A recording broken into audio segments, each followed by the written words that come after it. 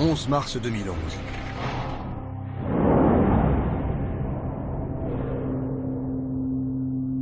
La catastrophe de Fukushima bouleverse les certitudes et les choix énergétiques. L'Allemagne et la Suisse programment leur sortie du nucléaire. L'Italie condamne par référendum l'énergie d'origine atomique. Et le Japon ferme précipitamment la totalité de ses centrales. En France, la réaction est bien différente. Il est de mon devoir de défendre la place de l'énergie nucléaire dans notre politique énergétique. Ce choix du nucléaire a été fait par tous mes prédécesseurs depuis le général de Gaulle. La politique nucléaire de la France, c'est un atout de la France. On ne doit pas y toucher. Le nucléaire français est un dogme et Fukushima n'y change rien. Nous continuons, comme si le risque atomique ne nous concernait pas, alors que la France compte 150 installations nucléaires et que la filière produit plus des 3/4 de notre électricité. Nos gouvernements ont fait du nucléaire une religion d'État, défendue par une technocratie toute puissante, et les racines de cette exception française remontent loin dans notre histoire.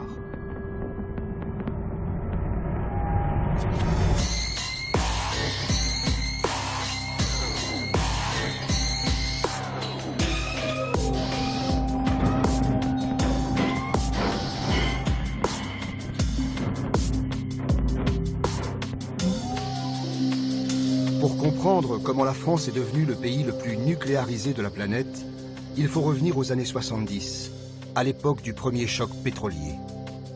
Fin 73, guerre du Kippour, augmentation d'un facteur 4 des prix du pétrole dans le monde, et d'un seul coup, en France en particulier, alors qu'on s'était habitué doucement à dépendre de plus en plus d'un pétrole bon marché, c'est devenu intolérable. Mon père nous avait réunis dans la cuisine, toute la famille, et nous avait dit « Mes enfants, le temps de l'énergie facile est terminé ». Et je m'en souviens comme une forme de choc, c'est-à-dire comme si on changeait d'époque.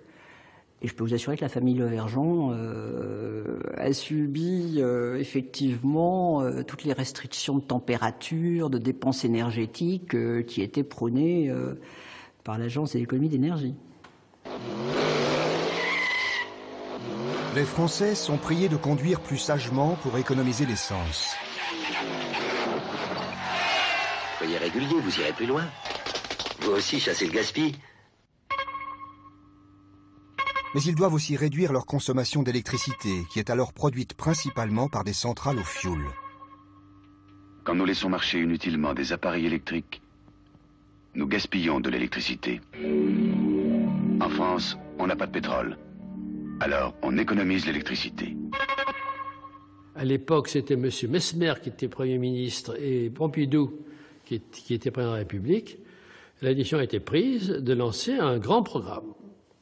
À 9 h du matin, Couture, délégué général à l'énergie, me dit « Écoutez, on va prendre une décision ces jours-ci ou ces temps-ci sur le programme nucléaire. On est tous d'accord pour le fait qu'il faut l'accélérer. Mais à votre avis, quel est le nombre maximum de centrales que vous pouvez faire chaque année ?» Bon. Alors, réponse à midi. Je me suis dit, il veut avoir 3-4 et il va demander 6-7. Je n'ai jamais pensé à l'époque qu'on ferait vraiment 6-7, tout en sachant qu'on pouvait le faire. Nous avons pris la décision de réaliser en 1974 et 1975 le lancement de 13 centrales nucléaires de 1000 mégawatts chacune qui coûtent environ 1 milliard de francs actuels chacune. C'est une décision extrêmement importante. Et cette décision est prise en très petit comité par le Premier ministre, ses conseillers et quelques membres du gouvernement. Je me suis demandé si cette décision claire, brutale, rapide, tenait au fait que Messmer était un ancien militaire, ministre de la guerre au surplus avant, ou si c'était le fruit d'une longue réflexion entre hommes politiques co-responsables. En tout cas, on n'avait rarement jamais pris une décision aussi importante de façon aussi rapide. La priorité, nous la donnons à l'électricité. Et dans l'électricité, nous la donnons à l'électricité nucléaire. Avec cette simple phrase, Pierre Messmer engage la France dans le tout nucléaire pour les 50 ans à suivre. Les mises en chantier auront donc lieu à partir de cette année au rythme de 6 à 7 centrales par an, et ce jusque vers les années 80. Même dans l'hypothèse où il n'y aurait pas de problème de financement, chaque tranche coûte 1,2 milliard de francs lourds, l'effort demandé est techniquement à la limite des possibilités de l'industrie française. Le programme Messmer, 74, etc., où on lance vraiment le programme, c'est vraiment un choix d'imposer. C'est-à-dire qu'il n'y a aucun débat à l'Assemblée, il n'y a pas de débat démocratique, c'est le gouvernement décide que, en résumé, les Français sont trop bêtes pour comprendre, donc puisqu'on va agir pour leur bien, on va mettre en place le programme électronucléaire. On dit toujours qu'il n'y a pas eu de débat parlementaire. C'est vrai, mais a priori, il n'y a pas besoin. Ça faisait partie des délégations de pouvoir du Premier ministre et des DDF. Si on voulait un débat parlementaire, il fallait que les opposants déposent, fassent une demande, proposent une loi, fassent quelque chose. Ils ne voulaient pas, ils étaient sûrs qu'ils perdraient. Et c'est assez vite que j'ai vu que ce qui était en train de se produire, c'était le passage d'une addiction au pétrole à une addiction à l'électricité d'origine nucléaire. Et ça, c'est très curieux, c'est que c'est passé comme une lettre à la poste, quoi. C'est-à-dire qu'il y a eu une telle pression à l'occasion du choc pétrolier. Ils ont profité de ça pour dire, vous voyez, la catastrophe. Donc, la seule réponse, c'est le nucléaire massif. Ce qui était assez idiot, mais finalement, c'est très bien passé. Le nucléaire ou la bougie, le nucléaire ou le chaos, c'était quand même les grands titres, hein. Et donc, ils ont emporté le morceau et on s'est lancé dans le tout nucléaire, ce qui était une imbécilité, y compris du point de vue industriel. Le plan Messmer va devenir la grande réussite industrielle de la République planificatrice de l'époque. Je dois dire que ceux qui ont lancé ça ont dû ressentir effectivement les démarrages comme une forme extraordinaire de pari. À l'époque, il y a eu 6 grands programmes lancés par Georges Pompidou. Dans les 6 programmes, donc l'aéronautique, le spatial, le TGV, le nucléaire, les télécoms et le plan calcul.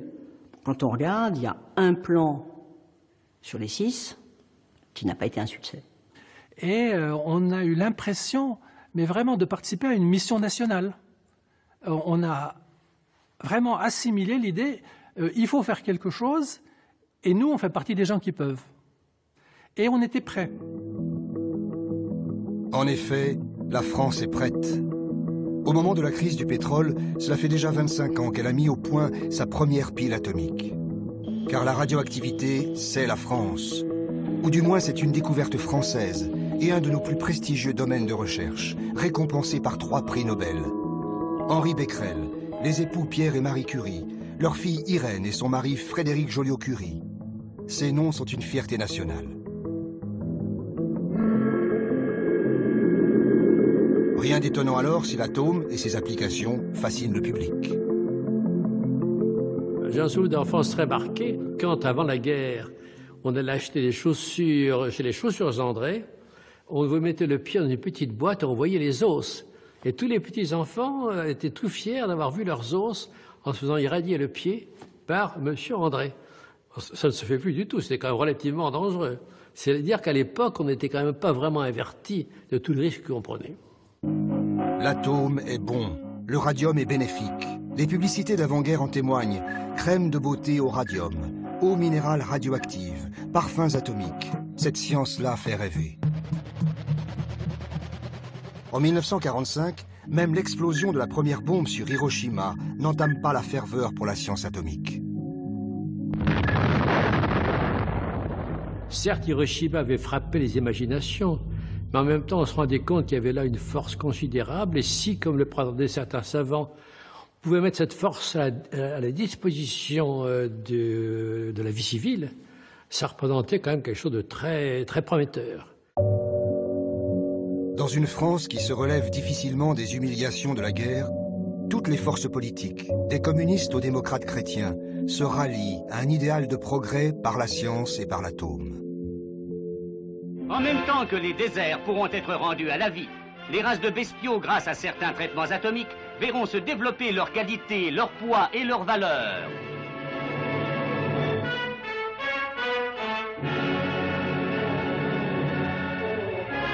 l'agriculture pourra prétendre à d'autres développements encore imprévisibles.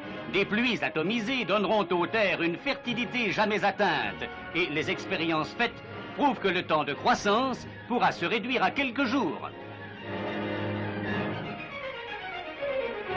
Récoltes accélérées, épis géants, permettront de supprimer le nom même de famine. Verrons-nous cela au lieu du tragique champignon dont l'inquiétude humaine a maintenant pris la forme? C'est un témoignage assez touchant de voir la candeur avec laquelle, à l'époque, les gens envisageaient les choses. Voilà, des croissances améliorées, la famine qui disparaît. Vous voyez très bien le décalage qu'il y a avec la perception que l'opinion publique peut avoir aujourd'hui.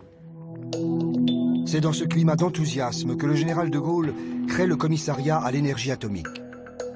Il confie sa direction à Frédéric Joliot-Curie, prix Nobel, militant communiste et pacifiste convaincu. Mais en 1950, la guerre froide durcit les lignes. Joliot-Curie signe l'appel de Stockholm pour l'interdiction de la bombe atomique. Il est aussitôt relevé de ses fonctions. Joliot-Curie, effectivement, a été remercié. Le CEA est un établissement public. Vous avez l'obligation d'être loyal au pouvoir légitime, qui est le pouvoir élu. Donc, à partir du moment où quelqu'un ne se sent pas à l'aise avec les missions qu'on lui demande d'accomplir, la logique est celle, effectivement, de partir. Joliot-Curie est remplacé par Francis Perrin, partisan convaincu de l'arme atomique. Francis Perrin, il avait le goût de la vulgarisation, mais il a quelquefois été un peu loin. Et je me souviens notamment, lors d'une conférence, il a dit, vous savez, le plutonium, c'est formidable, c'est extraordinaire. Pensez, avec une mandarine de plutonium, on peut tuer l'humanité entière.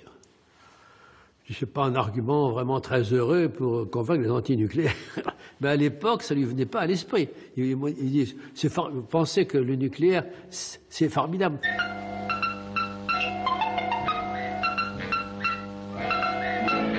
Je viens chercher ma provision de calories pour l'hiver.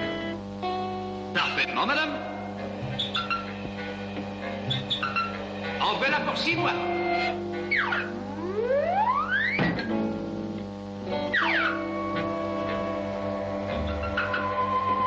L'Europe tout entière vit alors dans le rêve d'un avenir radieux grâce à l'atome. Et c'est le thème choisi par nos voisins belges pour leur Expo 58. L'atomium restera dans les mémoires comme le signe même de l'exposition de Bruxelles. 9 sphères de 18 mètres de diamètre stylisent l'atome d'un cristal de métal grossi 150 milliards de fois. Mais cette représentation de l'atome symbolise bien davantage les forces de l'ère nouvelle dans laquelle l'humanité est entrée et auquel on donnera sans doute le nom d'âge de l'atome. Pendant que les foules se ruent pour visiter l'atomium, en France, le général de Gaulle revient au pouvoir. Il va donner un élan décisif aux recherches du CEA, avec un objectif prioritaire, la bombe atomique française. C'était un âge d'or, cette période-là, effectivement, mais aussi un âge extrêmement difficile et tendu. Le général de Gaulle était très impatient, des impatiences qui se manifestaient par des visites régulières, donc des interrogations détaillées des principaux responsables. Il a voulu accélérer les efforts et a véritablement, effectivement, donné instruction au CEA de mettre tous les moyens pour réussir. Voici maintenant que l'heure H est proche.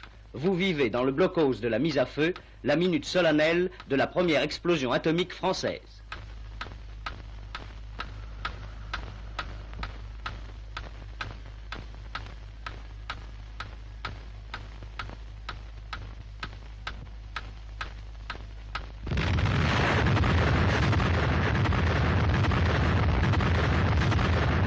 Cette nouvelle de la première bombe a été accueillie par le général de Gaulle avec une immense fierté, une immense satisfaction. Donc il avait le sentiment que la France revenait de plein droit dans une capacité de dialogue avec les plus grands de ce monde, avec cet outil nouveau. Il faut avoir des alliés, mais il ne faut pas avoir de protecteurs. C'est la raison pour laquelle la France, avec ses moyens, et sans outrecuidance, a cru devoir entrer dans la voie qui lui procurera l'armement, il faut bien le dire, nécessaire pour être elle-même. C'est ainsi que de Gaulle associe définitivement le nucléaire à la grandeur du pays. Les essais atomiques français en Algérie, puis en Polynésie, vont déchaîner les protestations internationales. Mais De Gaulle n'en a cure. Il en profite même pour affirmer sa stature sur la scène diplomatique. Les présidents suivants adoptent la même posture provocatrice. François Mitterrand va défendre lui aussi les essais nucléaires dans le Pacifique. La France, puissance présente au Pacifique, entend y décider souverainement de ce qui touche à ses intérêts nationaux. Et Jacques Chirac lui fera écho à son tour. J'ai pris la décision parce que je la considérais nécessaire aux intérêts supérieurs de notre nation d'autoriser la fin de cette campagne d'essai, et cette décision est naturellement irrévocable. La bombe française reste jusqu'à aujourd'hui l'emblème menaçant de la puissance nationale.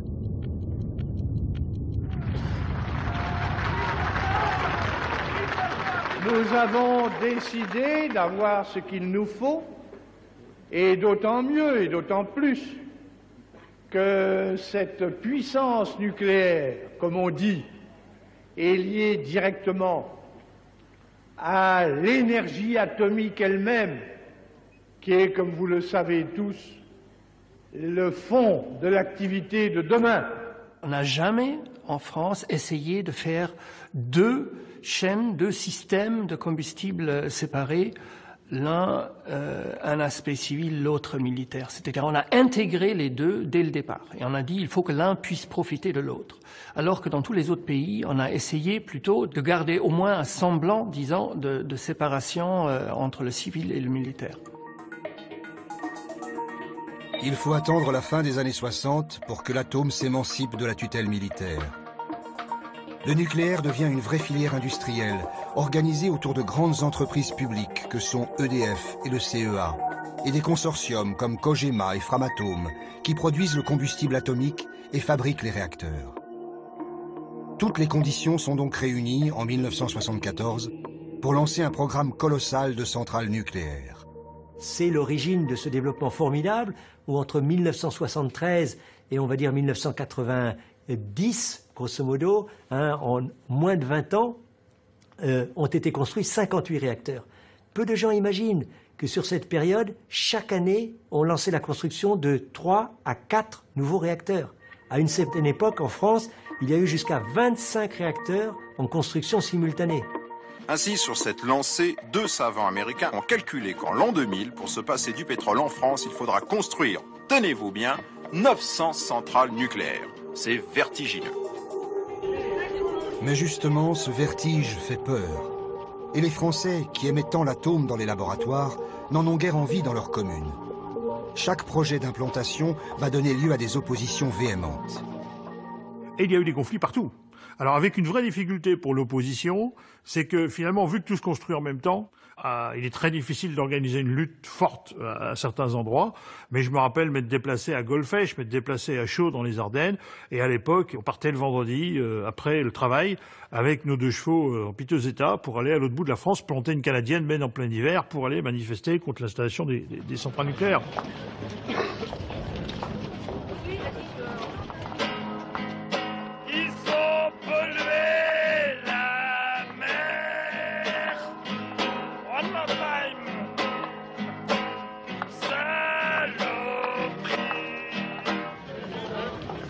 Cette contestation trouve bientôt un écho auprès de la CFDT et d'une partie du PS.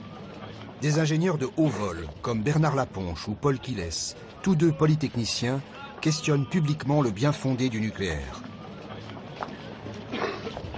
Je suis allé à La Hague, justement, travailler avec les militants locaux, et je suis descendu dans les ateliers souterrains dans lesquels les gens descendaient en scaphandre, enfin cette espèce de tenue qui est bien connue, avec 3 épaisseurs de plastique et des gants plastiques et des scotch qui vous collent partout, et le masque. Et je me suis rendu compte de ce que c'était. Ça m'a vraiment fait toucher du doigt, c'est le cas de le dire, que tous les discours sur le fait que tout ça était nickel, que tout ça était formidable, devaient être analysés de façon critique.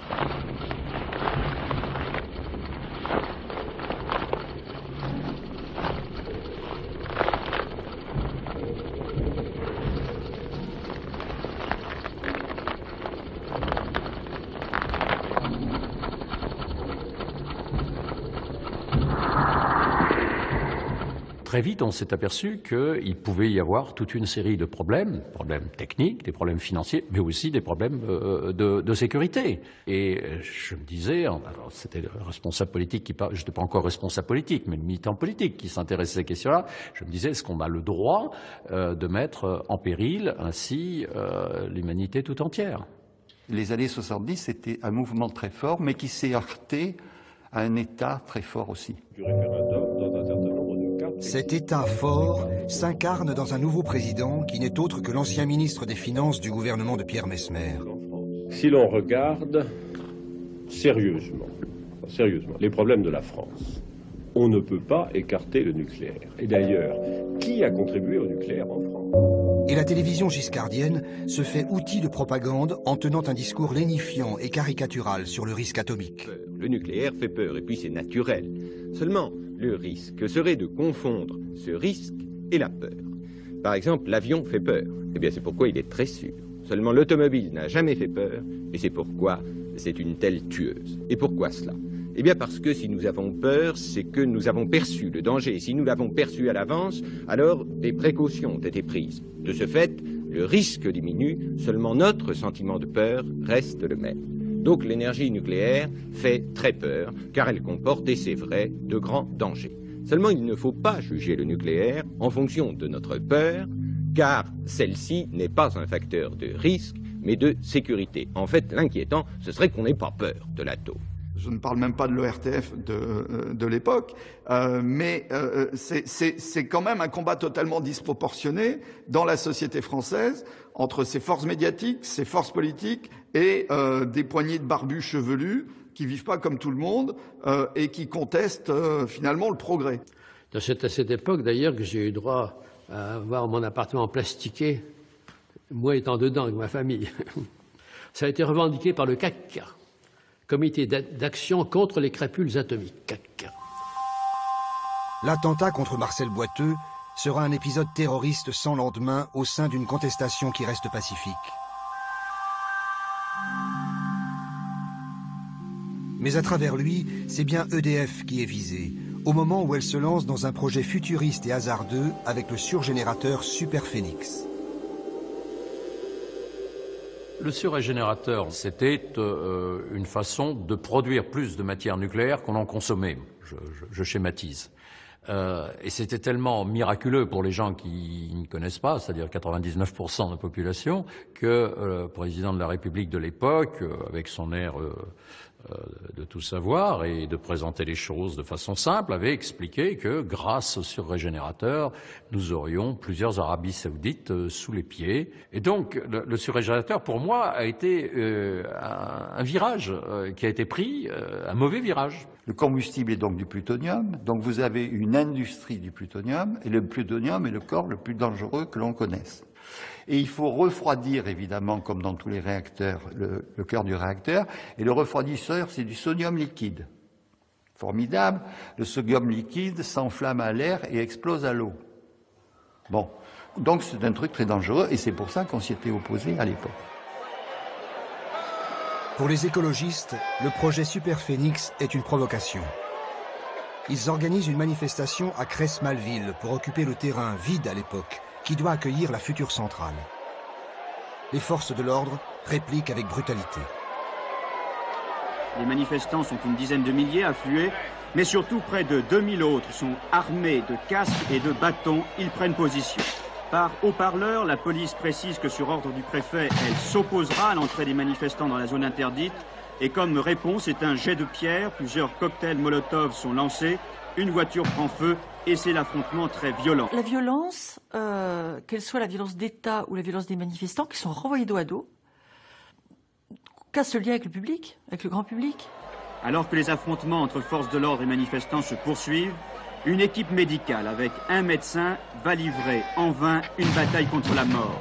Pendant environ un quart d'heure, tout ce qui est possible sera fait. Bouche à bouche, perfusion, massage. Mais bientôt, il faudra reconnaître cruellement les faits. Ce manifestant de 31 ans, M. Michalon, qui habitait à Die dans la Drôme, a succombé à un arrêt cardiaque. En fait, Vital Michalon a eu les poumons éclatés par la déflagration d'une grenade offensive lancée par les CRS. Donc la mort de Vital Michelon, pour un mouvement qui était globalement non violent, c'est une stupeur qui nous arrête, qui nous fait réfléchir, qui nous met en colère contre l'État. L'État qui, avant la décentralisation, avant la fin de l'ORTF, est une sorte de monstre tentaculaire assez fasciste finalement. Dans notre esprit en tout cas. Je me rends compte maintenant ce que ça peut avoir d'adolescent de le qualifier comme tel, mais c'était comme ça qu'on le voyait à l'époque en tout cas. Le soir même, le ministre de l'Intérieur, Christian Bonnet, est invité au journal télévisé où il reste inflexible, sans le moindre mot de compassion pour la tragédie qui vient d'avoir lieu. Il donne une image glaçante de la raison d'État, appliquée à la défense coûte que coûte d'un terrain vide. Alors le préfet de l'Isère a déclaré que les consignes qu'il avait données aux forces de l'ordre étaient de défendre le site à n'importe quel prix. Ce sont des consignes extrêmement sévères. J'en assume la pleine et entière responsabilité. Il appartient au ministre de l'Intérieur d'assurer la sécurité des personnes et des biens. Soyez assurés que je n'y faillirai pas. On voit tout de suite que pour installer ces centrales à l'époque, il y a forcément des CRS partout. Et il y a forcément ce système policier qui est en place derrière. À partir du moment où on a des matériaux extrêmement dangereux, l'industrie dangereuse, elle génère obligatoirement un système policier, un système extrêmement militarisé et centralisé. Les opposants à Super Phénix ne parviendront pas à bloquer le projet. Il sera poursuivi par EDF avec obstination et il deviendra, avec l'accumulation de ses pannes et de ses erreurs de conception, un des ratages industriels les plus cinglants du nucléaire français. Ce n'est que 20 ans après la manifestation de Cress-Malville que les écologistes obtiendront sa fermeture définitive. En Allemagne, le mouvement antinucléaire émerge exactement à la même époque et sur les mêmes thèmes. Mais il va connaître un succès politique bien différent. Brockdorf, le nom de ce petit village près de Hambourg, est devenu le symbole de la lutte contre l'énergie nucléaire. Ici devait s'élever une nouvelle centrale. Des mois de manifestations ininterrompues ont arrêté le chantier. Des défenseurs de la nature aux maoïstes, la coalition anti-atomique mobilise plusieurs centaines de milliers de personnes à travers toute la RFA. Les Verts allemands parviennent bientôt à bloquer des projets de centrales en jouant à la fois sur les tribunaux fédéraux et sur les tribunaux des régions. Et tandis que les écologistes restent marginalisés dans notre système politique, les Grünen entrent au Bundestag grâce à la proportionnelle. Le nucléaire devient un thème majeur du débat politique en Allemagne.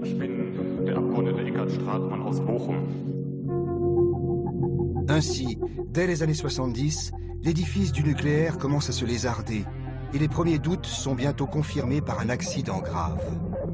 Small amounts of radioactivity are still being detected this morning miles from the atomic power plant in central Pennsylvania. That's become the scene of one of the country's worst atomic power accidents. The plant is the À 3 Mile Island, l'inimaginable est devenu réalité. Des combustibles atomiques ont échappé au contrôle des techniciens et le réacteur a fondu. 3 Mile Island a été un vrai choc culturel.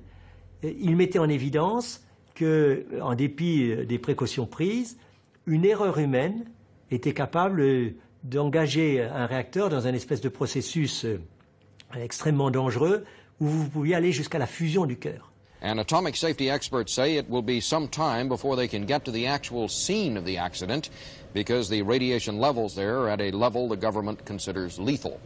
En résumé, Jean-Claude Bourret a un enchaînement de défaillances techniques, mais que l'on connaît, mais qui est l'accident, en quelque sorte, maximal, le pire qui puisse arriver à un réacteur, et dont on disait que la probabilité était très faible. Mais hélas, ça s'est produit, et ça la jette en quelque sorte, eh bien, un manque de crédibilité maintenant sur le nucléaire. L'accident de 3 Mile Island conduit l'administration du président Carter à déclarer un moratoire sur la construction de toute nouvelle centrale. I know that we cannot immediately close down all of our plants. There are some 72 of them at one time. But I do think that we can take some steps immediately to make sure that there is no further expansion of nuclear power generating plants which can just geometrically increase the danger that we all live under.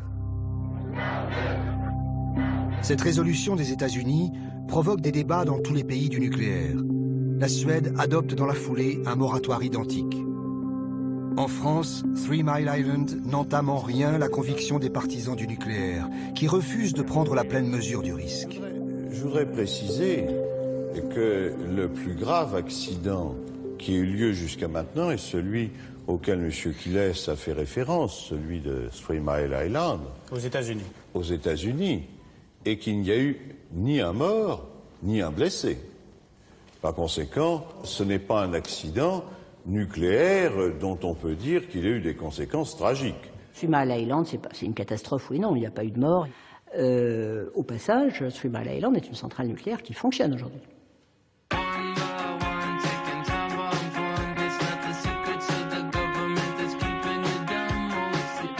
Dans les années qui suivent, l'électricité nucléaire s'insinue dans tout notre espace quotidien.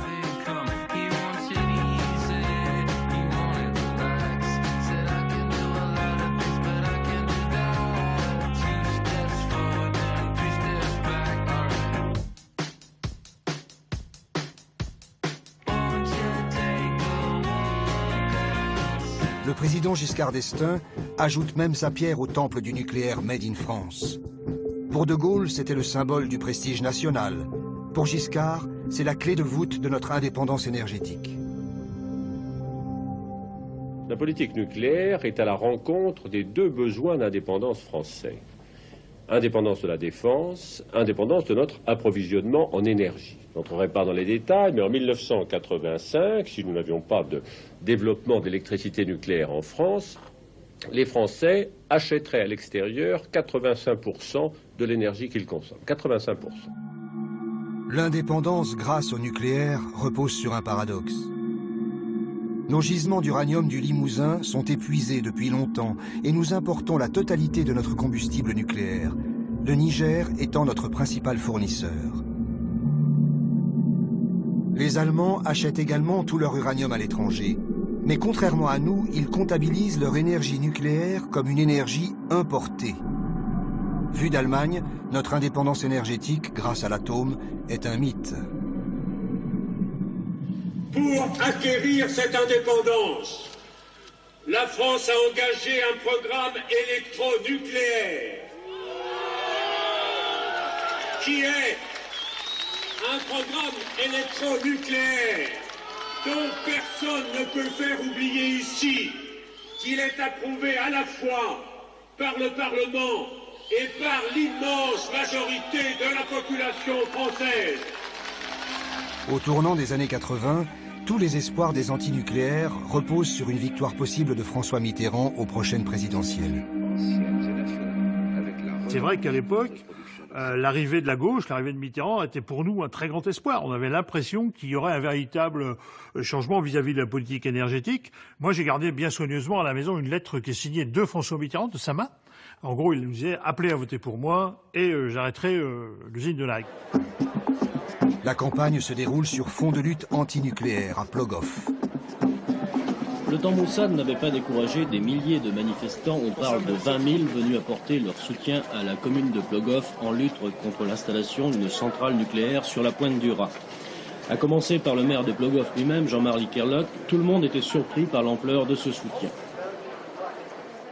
Ça, c'est vrai que c'était une époque très forte, parce que c'est vrai que ces gens se sont mobilisés localement, et tout le monde, c'est-à-dire du maire aux agriculteurs, je me rappelle où il y avait des journées organisées par thème. Alors il y avait la journée des anciens combattants. Alors ils venaient avec leur drapeau et manifestaient contre les CRS. C'est public une mairie, j'estime. Je ne vois pas la raison pour laquelle il faut y aller qu'à 2 personnes. Moi, quand j'ai envie d'aller dans la mairie de ma commune, s'il y a du monde avec moi, il n'y a personne à l'entrée jamais qui me dit non, vous n'allez qu'à 2. Je n'ai jamais vu ça, moi. Comment ça se fait qu'ici, c'est comme ça? Pourquoi? Si c'est Plogoff. Ah, vous ne savez pas, mais écoutez, je comprends que vous ne faites que votre boulot, d'accord, ici. Mais j'estime que c'est de la vaste fumisterie, ce truc-là. Le directeur de la campagne de Mitterrand, mais j'étais aussi responsable des questions énergétiques. Donc, pour employer un mot trivial, je le tannais. Et je l'ai mis en garde en lui disant, vous savez, à Brest, moi je suis déjà allé là-bas, la tension risque d'être forte. Je connais les Bretons, par rapport à ce dossier, ils sont très chauds. J'ai été attaqué récemment par le président de la République sortant, je ne sais comment l'appeler, finissant, qui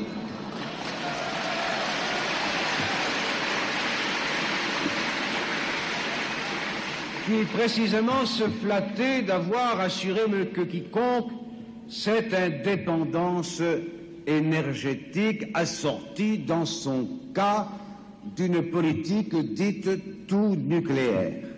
Et je dis très simplement que j'entends terminer les centrales en construction, que je n'entends pas mettre en œuvre celles qui ne le sont pas, et que Plogoff ne figure pas et ne figurera pas dans mon plan nucléaire. Évidemment, le succès était considérable. Moi, j'étais ravi. Et quand on est revenu en avion, il m'a dit vous avez vu, hein, sur Plogoff. Bon, je ne sais pas si j'ai eu raison, mais enfin, ce qui est dit, je le ferai. C'est un excellent souvenir, d'abord parce que ça montrait que les luttes pouvaient être victorieuses. C'est la grande victoire de la mobilisation antinucléaire. Mais c'est aussi extrêmement simple pour le nouveau pouvoir socialiste d'abandonner Plogoff, donc de donner des gages finalement aux écologistes et de continuer le programme électronucléaire. Puisque dans les engagements de Mitterrand, il n'y a pas bien sûr que Plogoff, il y a aussi le grand débat sur le nucléaire. Ce grand débat sera totalement escamoté, quelques heures de débat au Parlement en tout et pour tout, et le programme va se poursuivre. Je crois que je peux le dire maintenant parce qu'il y a prescription, mais quand M. Mitterrand est devenu président de la République, j'ai été baiser la mule, ce qui était mon devoir, et il m'a dit, écoutez, cher ami, pour le nucléaire, vous me laissez Plogoff et je vous sauve le reste. Il m'a dit ça, enfin, c'est pas aussi clairement que ça, mais c'est ça que ça voulait dire. On a renoncé à Plogoff solennellement et on a eu la paix pour le reste. Il est élu le 10 mai et quelques semaines après arrive le premier train de déchets nucléaires en provenance d'Allemagne et on a les CRS de gauche à la place de ceux de droite et rien n'a changé. Et on voit bien que finalement, il y en a qui avalent leur chapeau et qui laissent en fait partie. Vous dire que j'ai bien vécu ce moment de revirement serait très excessif. Je l'ai mal vécu de plusieurs façons. En 81, il n'y aura pas de poste ministériel pour Paul Quillès, spécialiste de la question énergétique au Parti socialiste. Le portefeuille de l'énergie échoua à un homme inattendu, Edmond Hervé. Edmond Hervé, qui ne connaissait pas le sujet, mais bon, on l'apprend. Vous savez, il y a un grand principe que j'entends souvent dans la politique, moi en tant qu'ingénieur, qui m'a surpris. Quand quelqu'un connaît trop bien un sujet, il ne faut pas le mettre à ce poste au gouvernement, parce qu'il est dangereux. Donc c'est peut-être ça. Et on préfère mettre des gens qui ne connaissent pas le sujet. Ça, c'est vérifiez-le. Parce que s'il connaît trop bien le sujet, il va être sensible à, etc. En réalité, c'est l'inverse. C'est quelqu'un qui ne connaît pas le sujet est encore plus sensible à ce qu'il ne voit pas se matérialiser comme des lobbies. Le lobby. Le mot résonne longuement lorsqu'on parle du nucléaire. Car derrière l'étonnante continuité de politique énergétique en 1981, on perçoit bien l'action en coulisses de tous ceux qui défendent le programme nucléaire français. D'abord les industriels comme EDF et le CEA, ou la Cogema et Framatome, ancêtres d'Areva, mais aussi les hauts fonctionnaires du ministère de l'Industrie et encore des conseillers techniques à Matignon comme à l'Élysée. Quand vous avez le patron d'EDF, du CEA, des ingénieurs, des gens qui viennent nous trouver, qui vous retrouvent au repas, qui vous disent « mais c'est pas possible, vous ne pouvez pas », que vous avez les élus d'une région qui vous disent « ça fait tant d'emplois en moins », cette somme d'informations fait qu'à la fin, on dit « oui, attention, voilà ». Et on se retrouve dans une contradiction. Le lobby nucléaire est un lobby très particulier en France. Parce que on ne peut pas le mettre sur un pied d'égalité avec le lobby du pétrole ou le lobby de l'agroalimentaire ou même le lobby agricole, qui sont des lobbies distincts de l'État. En France, le nucléaire et l'État sont totalement liés. Et donc, ce n'est pas vraiment un lobby. C'est une partie de l'État. Les grands programmes dont je parle français ont été nourris par les corps d'ingénieurs français, corps des mines, corps des ponts, corps des télécoms, qui sont effectivement une invention napoléonienne, pour certains d'entre eux d'ailleurs même avant, pour être des sortes de, comment dirait-on, moines soldats du développement économique. Donc je crois qu'effectivement, dans la réussite de ces grands programmes, il y a beaucoup cette espèce de, on pourrait dire technocratie, mais technocratie savante, technocratie d'ingénieurs, qui a développé avec continuité ce que les politiques souhaitaient. Les grands corps français, ça forme, c'est un moule. On peut avoir des valeurs et des opinions de droite ou de gauche, mais on a quand même eu la même formation. Et ce système français très fort des grands corps, des grandes écoles et d'une formation commune de tous ceux qui vont se retrouver en situation de décideur, c'est ça aussi qui est une partie du deal nucléaire français. L'élite technique de la République française est issue des grandes écoles. Au premier rang de celle-ci, on trouve Polytechnique, qui est à la fois une école d'ingénieurs et une institution militaire. Parmi les polytechniciens, les 10 premiers rejoignent le corps des mines, une élite au sein de l'élite. Et ce corps des mines est entièrement acquis au développement du nucléaire, dont il a fait sa chasse gardée. C'est un système absolument épatant, c'est que vous avez le patron d'Areva et corps des mines, le directeur des risques naturels et industriels et corps des mines, à l'intérieur de cette direction, le service des risques technologiques et corps des mines, et à l'intérieur de ce service, la mission nucléaire et corps des mines. Donc voilà le côté administration. Et puis, plus grave, c'est qu'au niveau des cabinets, c'est pareil. Donc aujourd'hui, par exemple, les conseillers énergie de Monsieur le Président de la République et corps des mines, le conseiller énergie de Moscovici et corps des mines. S'il y a un ministre qui change, il va se trouver devant un bureau en arrivant avec 3 CV du corps des mines sur son bureau, desquels il peut choisir son conseiller énergie. Quand je suis arrivée effectivement au ministère, j'ai composé mon cabinet. J'ai demandé des CV, on m'a envoyé 3 CV d'ingénieurs des mines qui savaient parfaitement où ils mettaient les pieds, qui venaient en service commandé de leur corps, mais qui venaient avec l'idée non pas de limiter la casse de leur point de vue, mais de m'aider aussi à faire mes premiers pas dans ce monde-là. Par nature, l'existence d'une caste de ce type est antidémocratique. Ils sont persuadés qu'ils ont la durée pour eux, puisque de 20 ans à 65 ans, ils seront au pouvoir. Donc c'est quand même mieux que les mecs qui se font élire, qui tournent, qui peuvent perdre leur poste, etc. Ils sont tranquilles. Donc ils assurent la permanence de la France. Le nucléaire français fonctionne en vase clos, en dehors de tout contrôle démocratique. Et c'est ce que va mettre en évidence la catastrophe de Tchernobyl. La France compte alors 45 réacteurs en activité, ce qui fait d'elle le pays le plus nucléarisé d'Europe. Et les Français ne découvrent pas seulement un désastre d'une ampleur inédite, avec un nuage radioactif qui survole la moitié du continent. Ils découvrent aussi le discours de leurs experts en sûreté nucléaire.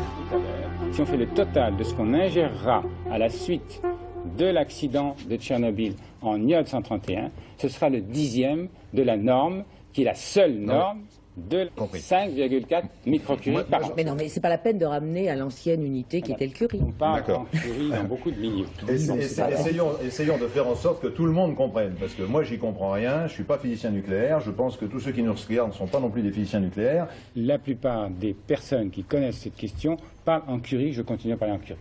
Bon, alors si tout le monde parle en Becquerel et que vous parlez en Picot-Curie, alors déjà qu'on n'y comprenait pas grand-chose, là on est complètement perdu.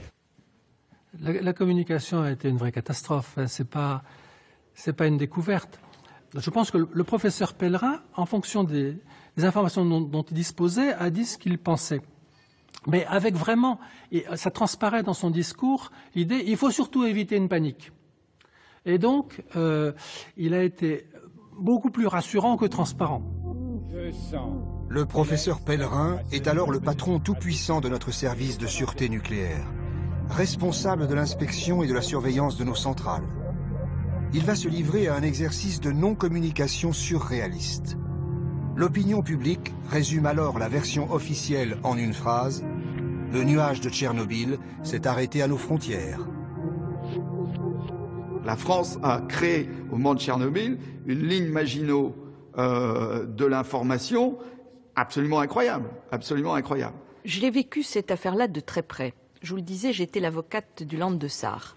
3-4 jours après Tchernobyl, j'avais rendez-vous avec Jo Leinen, qui était le ministre de l'Environnement de la Sarre. Oui, il me dit, ben voilà, on interdit aux enfants d'aller dans les parcs, les gens ne font pas de sport, ne courent pas dans la rue, sortent le moins possible, pas de fruits frais, pas de salade, pas de lait frais, enfin voilà, tout ça. Nous avons pris contact avec le gouvernement français. Vous pouvez imaginer le succès qu'on a eu au secrétariat général du gouvernement que nous connaissions un peu à l'époque. Et puis, nous avons pris contact avec Corinne Lallot. Je me trouve à la frontière entre la France et l'Allemagne. De ce côté-ci, c'est la France et la salade est jugée parfaitement saine. Mais de ce côté-là, c'est l'Allemagne et la salade est jugée dangereuse pour la consommation car trop chargée en particules radioactives. Elle est par conséquent interdite à la consommation. Donc oui, nous avons été en face d'un vrai mensonge d'État. Oui, il y a eu de la radioactivité en France. Je continue personnellement à penser qu'on n'a pas dit la vérité aux Français et qu'au-delà de ça, on leur a menti. D'abord, je tiens à vous dire qu'il n'y a aucun problème de sécurité en France. Aucun. Mais on a dit qu'il n'y avait pas assez d'informations. C'est la raison pour laquelle nous avons mis en place d'abord une cellule d'information destinée aux journalistes pour les aider à faire leur travail. Et puis comme il y a encore ici et là une certaine inquiétude, mais vraiment que rien ne justifie, nous avons mis en place ce numéro vert gratuit. Non seulement il y a eu cette volonté à l'instant T de dire nous n'inquiéterons pas la population française parce que inquiéter la population française, c'est déstabiliser le soutien de la société française au nucléaire, mais qu'on est allé jusqu'à dire, et il est plus important de préserver l'industrie nucléaire française que de préserver la santé des Français. C'était extrêmement grave, et ça a été décidé au plus haut niveau de l'État. Mais c'est terrible, parce que du coup, la perte de confiance dans les autorités publiques, dans les gens du nucléaire, dans l'autorité en général même, on va dire, a changé, mais durablement, l'acceptation de cette technologie. Les sondages réalisés après Tchernobyl sont sans appel. Pour la première fois, l'opinion décroche. Une majorité de Français se prononce contre la construction de nouvelles centrales. Et ils sont encore plus nombreux à penser qu'on leur a menti sur les conséquences de l'accident.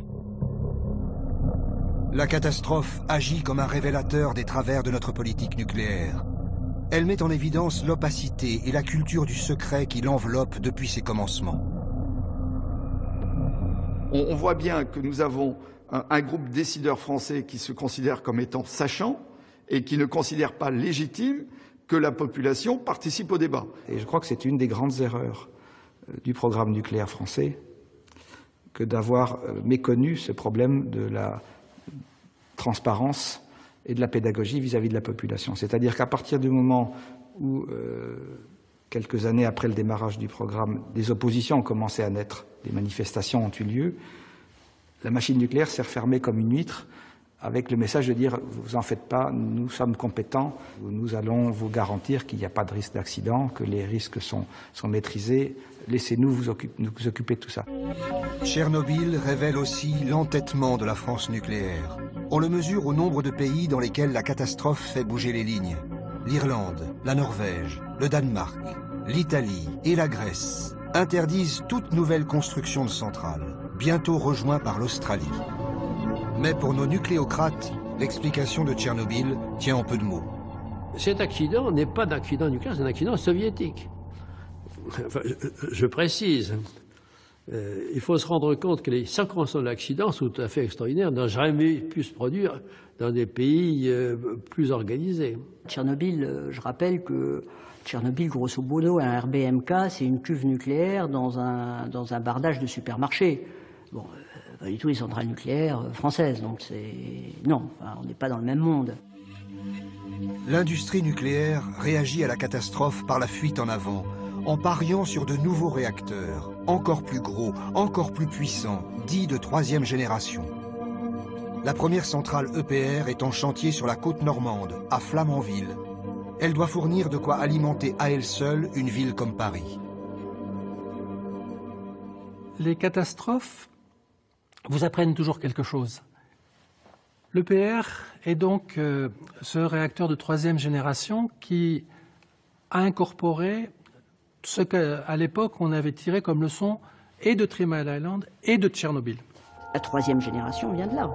C'est-à-dire, c'est quoi qu'il arrive à l'intérieur du réacteur, il n'y aura pas d'effet à l'extérieur. Alors ça veut dire que c'est plus cher, ça veut dire qu'effectivement, comme je le disais, il y a beaucoup d'éléments de sûreté et de sécurité qui ne servent à rien au quotidien, mais le jour où vous avez un pépin, c'est ça qui fait la différence. Fondamentalement, c'est un réacteur électronucléaire de la même sorte que les autres, et donc sa puissance même, qui est le plus puissant de tous les réacteurs, fait qu'on emmagasine dans une usine comme cela une quantité d'énergie absolument phénoménale. Et la garantie absolue que rien ne peut se passer à l'extérieur avec des conséquences graves, elle ne peut pas être aujourd'hui apportée. C'est mieux, beaucoup mieux que les réacteurs existants, mais ça n'est pas impossible d'avoir un accident avec l'EPR. Prévu initialement à 3,3 milliards d'euros, l'EPR affiche aujourd'hui un coût de 8 milliards et demi et déjà 4 ans de retard à la livraison. L'EPR est beaucoup plus cher que les autres. Et ce qui est curieux, c'est que contrairement à la plupart des techniques, c'est vrai par exemple sur les renouvelables, dont le coût diminue au fur et à mesure qu'elles s'étendent, qu'elles progressent, vous voyez, le coût du photovoltaïque diminue, le coût de l'éolien diminue, etc., le coût du nucléaire augmente. C'est-à-dire l'EPR est 3 fois plus cher que Fessenheim, à monnaie constante. Pour l'instant, le réacteur EPR coûte la peau du dos, prend un retard considérable, et si ça doit rester comme ça, si c'est vraiment une caractéristique définitive de la filière, tant qu'à son coût et son durée de construction, les autres énergies n'ont pas d'inquiétude à avoir. Malgré l'inflation des coûts et la multiplication des critiques, la France persiste dans sa conviction et continue de tout miser sur le nucléaire. En ce début du XXIe siècle, nous sommes devenus le pays le plus nucléarisé au monde, avec 58 réacteurs qui fournissent près de 80% de notre électricité. L'industrie nucléaire continue d'être glorifiée par tous les gouvernements comme une filière d'excellence. Elle est même devenue un élément incontournable de notre diplomatie. La France est l'ami de l'Inde, la France croit dans l'avenir de l'Inde, la France respecte la démocratie indienne, la France est à vos côtés pour développer l'industrie nucléaire. Areva, entreprise d'État championne des constructions de centrales, est de tous les voyages officiels. Chaque succès à l'exportation est célébré comme une victoire nationale. Anne Lauvergeon vient d'officialiser le plus gros contrat jamais signé par Areva, la vente de 2 réacteurs nucléaires EPR de nouvelle génération. Nous avons eu toujours le soutien des présidents de la République, je dois dire, de Jacques Chirac, comme de Nicolas Sarkozy, pour aboutir. Autour de nos centrales, EDF arrose copieusement les municipalités et les contestations locales se retrouvent muselées. Grâce au nucléaire, le maire de Saint-Paul-Trois-Châteaux encaisse chaque année une taxe professionnelle de 11 millions d'euros. Pour une commune de 8000 habitants, c'est un record national. Voilà, vous êtes devant la piscine. Une piscine, un bowling, une patinoire. Son village est équipé comme un émirat du Golfe. C'est moi qui l'ai construit avec mon entreprise. Ça a coûté 50 millions de francs. L'argent, ils ne savent plus quoi en faire. Le boulodrome couvert, c'est la cerise sur le gâteau à Koweït-sur-Drôme. Il a coûté 1 700 000 euros. Est-ce qu'on ne pourrait pas considérer que c'est un peu un gaspillage, cet équipement? C'était pas une priorité. Disons que dans le pays où il fait soleil les 3 quarts de l'année, c'était un équipement qui n'était pas nécessaire fondamentalement, quoi. C'est évident. Cet équipement coûte encore à la commune 150 000 euros par an pour l'entretien. Alors que les boulistes, eux, préfèrent toujours le plein air. Le nucléaire en France, pour un certain nombre de territoires, c'est un point très important en termes économiques. Et donc, on a des élus locaux qui ne veulent pas se mettre en danger en contestant une industrie nucléaire qui fournit les emplois sur ces territoires-là. Dans les années 80, les maires du Cotentin étaient, pour beaucoup d'entre eux, antinucléaires. Aujourd'hui, la plupart des élus du Cotentin sont des élus qui travaillent à Areva ou qui travaillent à EDF. Ça pose quand même un problème, me semble-t-il, de déontologie. La manne déversée sur les communes de l'atome cache un problème plus vaste. La France s'est suréquipée en nucléaire. Les technocrates du plan Messmer imaginaient un doublement de notre consommation électrique tous les 10 ans. Résultat, nous produisons aujourd'hui 30% au-dessus de nos besoins. Certains ont dit, mais ils ont construit beaucoup trop de centrales nucléaires, c'est du gaspillage, en même temps des risques inutiles. Alors, c'est à la fois vrai et pas vrai. C'est vrai si on regarde seulement la France. Mais si on regarde l'Europe occidentale, ce n'est pas vrai. Et le nucléaire était pour la France une occasion formidable de gagner des devises à une époque où ça avait une importance. En tout cas, d'équilibrer sa balance commerciale avec les autres. Cette surproduction chronique a poussé EDF à inventer de nouveaux débouchés. Et c'est ainsi que la France est devenue la championne du monde du tout électrique. moyen d'être tranquille, même un dimanche. Vous n'avez pas bientôt fini avec votre fichue perceuse? Ma fichue perceuse électrique. Électrique, oui, monsieur. Électrique ou pas, me casse les oreilles. On pourrait même dire nucléaire. Ma fichue perceuse nucléaire. Démonstration. Quand je perce mon mur, ou plutôt notre mur, devrais-je dire, c'est grâce à l'électricité, donc grâce au nucléaire. Vous me suivez? Alors il a fini l'autre crétin avec sa perceuse électrique? Nucléaire, pas électrique.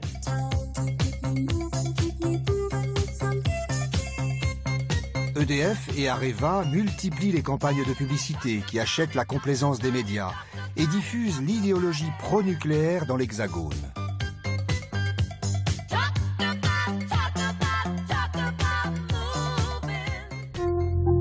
Mais la face cachée de ce consensus, c'est la désinformation sur les risques. Les problèmes rencontrés par nos centrales sont le plus souvent minimisés ou dissimulés. L'accident Made in France, on l'a frôlé. La loi de l'emmerdement maximum a été vérifiée. On craignait le bug de l'an 2000. On a eu une super tempête et la marée noire. Et on a eu l'ennoyage des circuits de sûreté de la centrale de Blaye. Le 27 décembre 1999, la tempête du siècle crée une vague de 3 mètres dans l'estuaire de la Gironde. Cette vague géante déferle par-dessus la digue de la centrale de Blaye et vient engorger la station de pompage. Le système de secours se retrouve hors service. Les réacteurs 1 et 2 s'arrêtent. Pendant plusieurs heures, cette centrale située à 40 km de Bordeaux est au bord de l'accident grave. Et alors, ce qui m'a quand même stupéfaite, c'est le fait de ne pas être informé tout de suite, le fait de devoir pleurer pour aller à la pêche aux informations. Je suis allée au PC d'urgence pour toute autre chose. J'avais prévu de faire le tour cette nuit-là des services qui étaient sur le pont à cause du bug. Hein. Puis je débarque à l'autorité de sûreté, puis je les vois tous préoccupés. Mais ils ne m'avaient pas appelé avant. Donc je venais pour apporter du champagne et du chocolat, pour remercier les gens qui faisaient le passage de cette nuit de l'an 2000. Et je tombe sur un incident dont personne ne nous avait parlé quand même. Cette crise à la centrale de Blaye est aussitôt étouffée. Elle est classée comme un problème de niveau 2, quasi négligeable. C'est bien le nucléaire français qui, ce jour-là, a montré que pas plus que les autres, il était prêt, finalement, à une agression extérieure majeure. En effet, cet incident nucléaire était riche d'enseignements. Il nous avertissait qu'une simple inondation due à des causes naturelles suffit à mettre en danger une centrale. C'est exactement ce qui va se passer 10 ans plus tard à Fukushima. La centrale japonaise résiste au séisme, mais elle succombe à l'inondation de son système de refroidissement par une vague d'une ampleur imprévue. Mais une fois de plus, le lobby nucléaire français a réponse à tout. 3 Mile Island, c'était une erreur humaine. Tchernobyl, un accident soviétique. Fukushima, c'est une catastrophe naturelle. On est en face d'une catastrophe très très importante au Japon, une catastrophe naturelle, un tremblement de terre d'une magnitude très très élevée, un tsunami gigantesque. Il est clair qu'effectivement le Japon est aujourd'hui extrêmement touché et avec des moyens de faire face à la crise nucléaire qu'ils connaissent, qui ne sont pas les moyens habituels. Est-ce que vous diriez que c'est aussi une catastrophe nucléaire à laquelle on assiste? Non, pas une catastrophe, puisque aujourd'hui, je l'espère, ça c'est la version positive, je crois qu'on va éviter la catastrophe nucléaire. Et pourtant, dans les jours qui suivent, 180 000 personnes sont évacuées et les autorités imposent une zone d'exclusion de 30 km autour de la centrale. Des milliers d'habitants sont touchés par les radiations. L'économie locale est anéantie. Le coût pour le Japon se chiffre en centaines de milliards d'euros. Même si ça a conduit à l'évacuation d'une centaine de milliers d'habitants, qui, pour une partie d'entre eux, ne pourront pas rejoindre les territoires qui sont les leurs, il n'y a pas eu de morts multiples et nombreux donc, par l'ensemble de la radioactivité qui a été relâchée. Donc je pense que même en cas d'accident, il peut y avoir encore un bénéfice et un solde réel. Oui, j'accepte ce risque. J'accepte le risque nucléaire, je l'accepte pleinement, parce que je mesure que les avantages donc, de cette technologie sont très largement supérieurs aux risques encourus, pourvu que je respecte les règles donc, de bon fonctionnement de cette technologie. Et si l'histoire vous donne tort? Je l'assume. C'est-à-dire qu'on garde l'idéologie pro-nucléaire, on la pare moins de toutes les vertus, mais on renforce son caractère obligatoire, nécessaire, et on introduit un peu l'idée qu'il faut quand même avoir l'esprit de sacrifice, quoi. On va quand même pas, parce qu'il y a eu Fukushima, renoncer à cette chose extraordinaire, l'indépendance de la France, enfin tous ces trucs à la noix. Dans le nucléaire comme dans d'autres industries, il y a une perception des risques, une perception des besoins. Et il n'y a que la perception des besoins qui peut équilibrer la perception du risque. On avait ça en 1974. L'a-t-on encore? C'est pas certain. Dans l'opinion mondiale, Fukushima est l'accident de trop. Le temps du consensus est révolu. Un sondage international réalisé à travers 24 pays donne une nette majorité d'avis hostiles au nucléaire. Les 3/4 des sondés jugent que cette énergie sera bientôt obsolète. Dans la foulée, le Japon ferme ses centrales. L'Italie réaffirme son rejet. La Suisse décide de sortir du nucléaire d'ici 2035.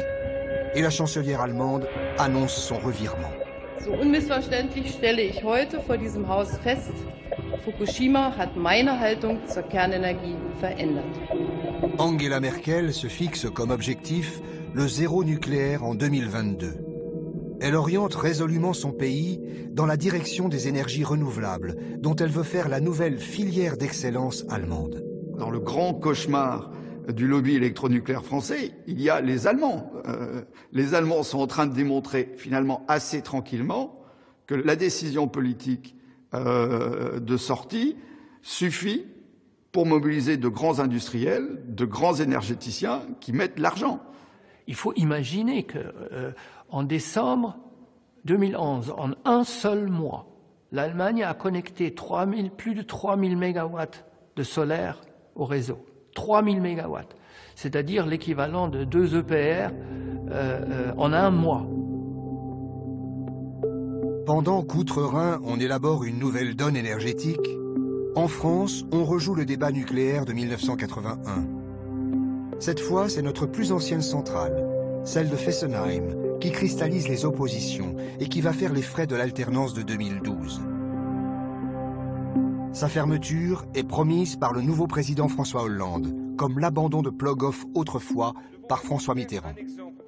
La centrale de Fessenheim, qui est la plus ancienne de notre parc, sera fermée à la fin de l'année 2016, dans des conditions qui garantiront la sécurité des approvisionnements de cette région, la reconversion du site et la préservation de tous les emplois. Concession aux écologistes, cette fermeture annoncée est encore loin d'être effective et la politique nucléaire est maintenue.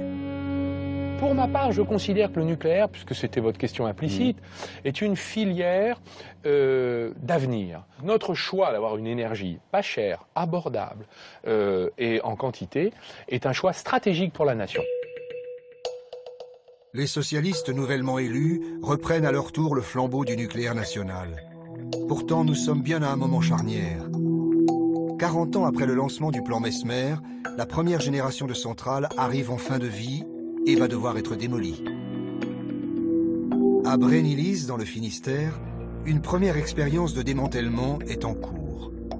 Le chantier s'est vite révélé plus compliqué que prévu, car la radioactivité est partout et impose des conditions de sécurité maximales. Il faut tout conditionner en fût étanche jusqu'au plus petit boulon. Les travaux durent déjà depuis 25 ans.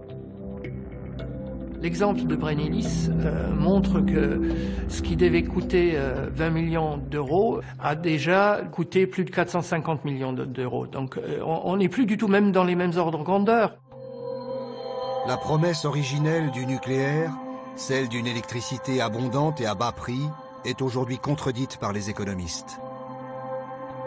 Il est vrai qu'en comparaison sur le plan international, la France a un prix d'électricité très compétitif.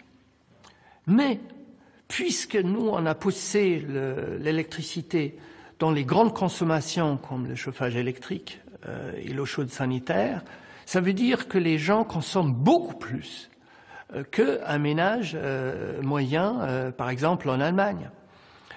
Donc les factures d'électricité sont beaucoup plus élevées en France que dans d'autres pays.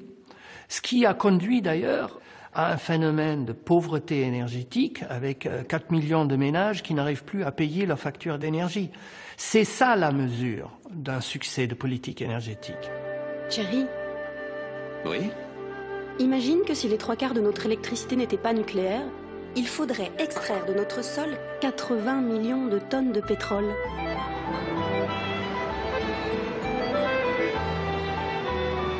T'imagines?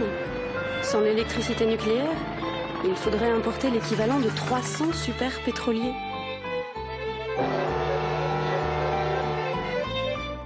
Et en plus, on perd l'électricité plus chère. T'imagines? Je vois d'ici la scène. Aujourd'hui, l'électricité nucléaire assure notre avenir énergétique. EDF, nous vous devons plus que la lumière. Ce prix bas est un prix qui est faux, économiquement faux. Ça n'intègre pas le démantèlement des centrales nucléaires qu'il va bien falloir payer. Ça n'intègre pas en totalité l'aval du cycle, et vous savez qu'il y a tout un débat sur le véritable coût de l'enfouissement des déchets radioactifs, et surtout, ça n'intègre pas l'assurance. Le nucléaire, avec du reste les OGM, sont des technologies qui ne sont pas assurées parce qu'elles ne sont pas assurables. S'il y a un Fukushima en France, c'est 700 milliards. Comment on assure 700 milliards d'euros? Même l'État français ne peut pas assurer ça. C'est-à-dire que nous avons au-dessus de notre tête une épée de Damoclès dont on ignore complètement ce qu'il adviendrait si, à ce que Dieu ne plaise, nous étions confrontés à un accident majeur. La conséquence, c'est que même les plus grands, comme Exelon aux États-Unis, plus grand exploitant nucléaire en Amérique, a dit très clairement que le nouveau nucléaire n'est pas compétitif. Et ce n'est pas prévisible quand il sera un jour compétitif. Le choix du tout nucléaire a fini par conduire la France dans une impasse. Dans les années à venir, notre électricité va coûter de plus en plus cher et nous avons pris un retard considérable sur les énergies alternatives. On croit que le nucléaire est l'atout de la France. C'est devenu une religion, cette affaire-là. Je pense que c'est des domaines dans lesquels la religion et la croyance n'ont rien à faire.